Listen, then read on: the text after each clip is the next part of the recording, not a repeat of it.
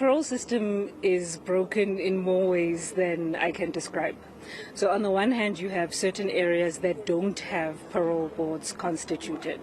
But even where you do have, there's a lot of areas where there's mass legal challenges to the decisions of the parole board.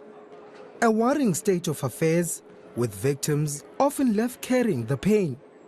Correctional services officials admit that victims' objections are sometimes overlooked. By far, or by majority, there seems to be signal that victim-offender dialogue always fails.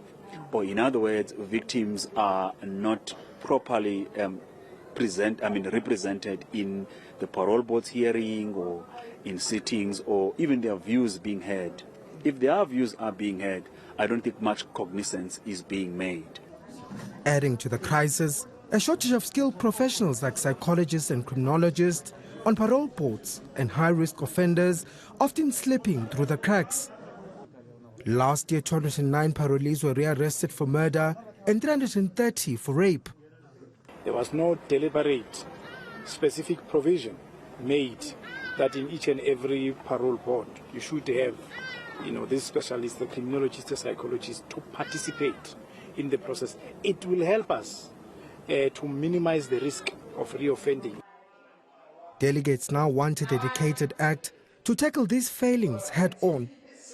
If you have a separate act for parole, then you can have everything there.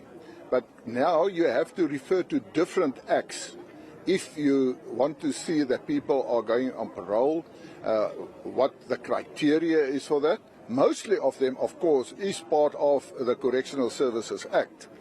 But I think the fact that you will have a separate one, you can more adequately address certain issues.